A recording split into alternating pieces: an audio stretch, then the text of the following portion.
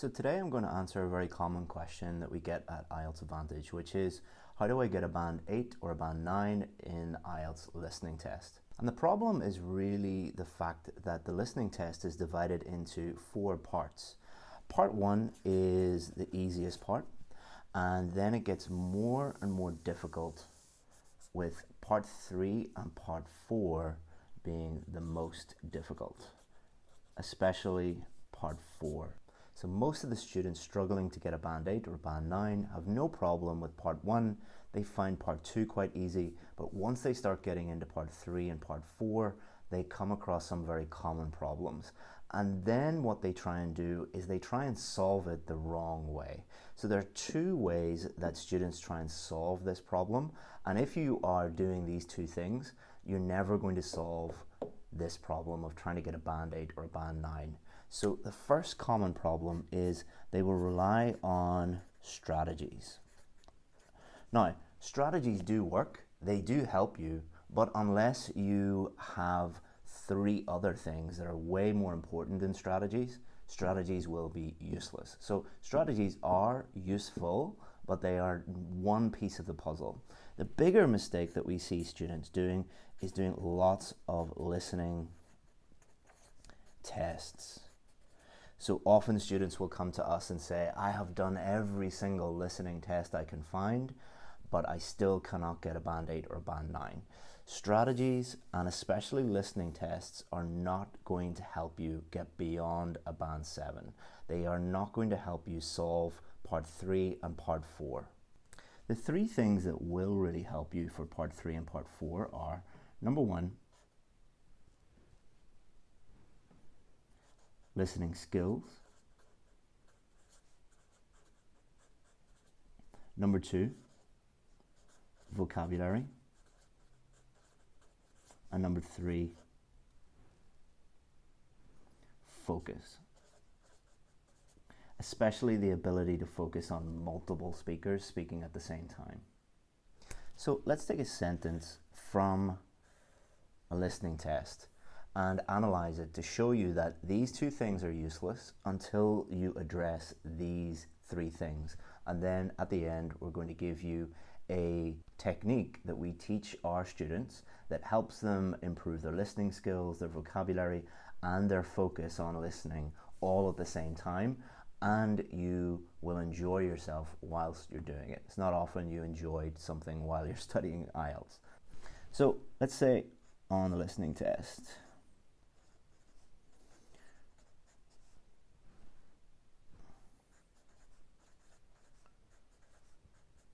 we hear this sentence. Do you want to go to the jazz festival? So unfortunately, especially in parts 3 and 4, the speaker will not speak as clearly and as slowly as I am speaking right now. I do not speak to my friends and my family in this very slow, well-spoken way. If I was to ask this question to one of my friends, I would not say, do you want to go to the jazz festival? It would sound more like, do you want to go to the jazz festival? So that is something that is very difficult for people in part 3 and part 4. Not that the person is speaking quickly, but they are speaking naturally. The way I am speaking to you right now is not my natural voice. I'm speaking to you right now because I know that you are an English learner, and I'm trying to speak as clearly and as slowly as possible. So what the person really says for part 3 and part 4 when they are saying this sentence sounds more like this. Do ya? And this connects together. Wanna connects together. Go to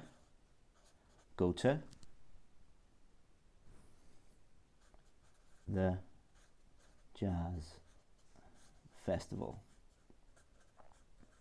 So there's a few problems here for most people who are trying to get a band 8 or a band 9. They're not used to connected speech, So here we have connected speech, here we have connected speech, and here we have connected speech, and these schwa sounds, reduced sounds, because this is how most native English speakers actually speak to one another, and they're testing your ability to understand real English. So one of the skills is understanding this connected speech. And without this skill, it doesn't matter how many listening practice tests you do, doesn't matter how good your strategies are, if you don't understand, do you want to go to, you will never be able to answer this question. Also, if we have a look at two key parts of this sentence, jazz, do you understand what jazz is? Lots of students trying to get a band 8 or a band 9 have no idea what jazz is. Also, do you really know what a festival is? And then when we combine these, do you really understand what a jazz festival is? There is no way that you will be able to answer this question if this is the key part of the listening, if you don't understand what jazz and festival means, and you cannot understand connected speech. So this is why listening and vocabulary are so important. Also, you have to be able to focus for long periods of time. Think about the last time that you really focused on listening to something in English, and think about how long that was. It's probably only 1 or 2 minutes for most students. Also think about the fact that you're not just listening, you're reading, you're thinking, you're writing all at the same time. Unless you are able to focus for a long period of time, listening and thinking and writing in English, you're not going to be able to get part 3 and part 4 questions correct. But don't worry, we'll show you a really easy technique that you can use that helps you improve all 3 of these things. So let's say this is person 1, and then person 2 says, no, I've got to study for my finals. So what does this actually mean? You may have never heard of this word in this context. So you also have to guess what this word actually means from context. No, I've got to study for my finals. So you might not know what finals means, but from the context of the conversation, you might be able to guess that this means exams or a test, their final test. Normally a university student, their final test, their final exam, they will call them their finals. So you will never be able to understand 100% of the vocabulary, but you need to get used to guessing the meaning of some words in context while listening at the same time and thinking at the same time and writing your answer and deciding your answer all at the same time. Now that sounds very, very difficult, but it does not need to be difficult. But before we show you this technique called micro listening, please do not go and look up some strategies, do lots of practice tests, and then waste days and weeks and you're still below a band 8 or a band 9. Please use this instead. So what is micro listening? So let me show you exactly what it is.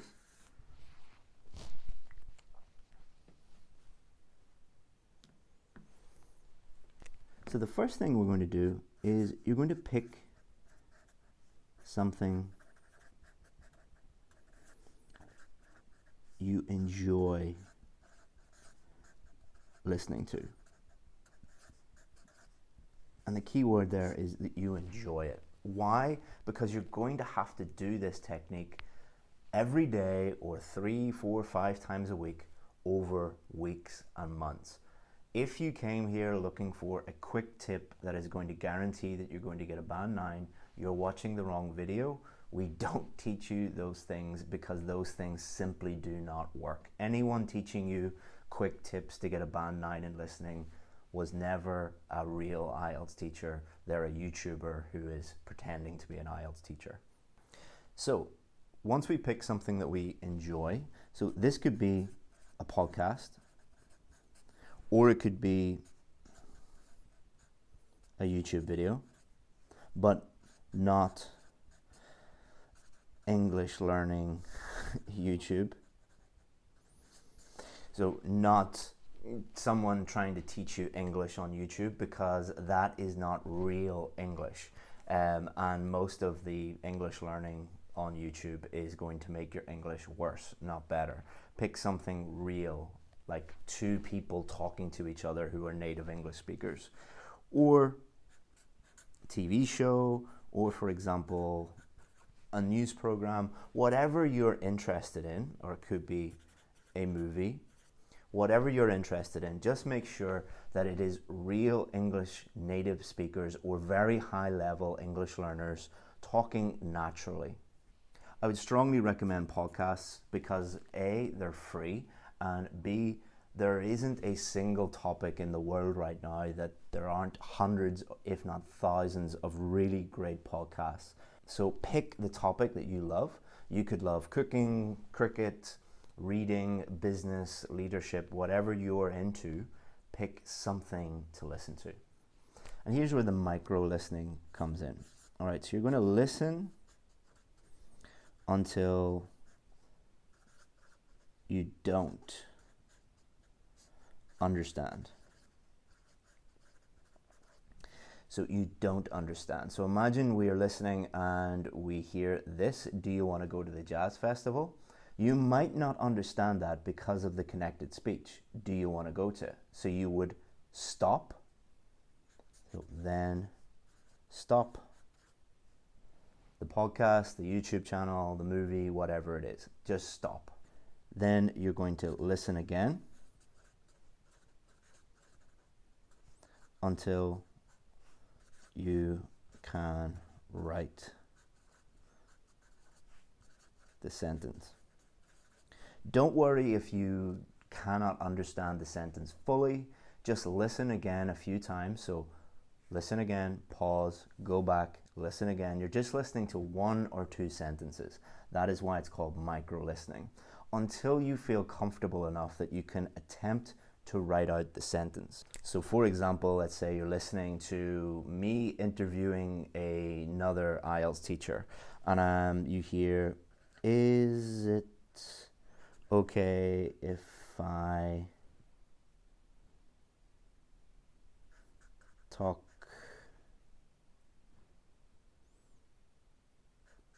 to you about clickbait? So you might find some of the connected speech difficult here. So is it, so it sounds like a z and a t. Is it okay if I, it's connecting together. Talk to you, so it's reduced sound here, about clickbait. What is clickbait? I don't understand this. So you're listening until there's some connected speech, or maybe the person is speaking a little bit too quickly for you, or there's some vocabulary that you don't quite understand.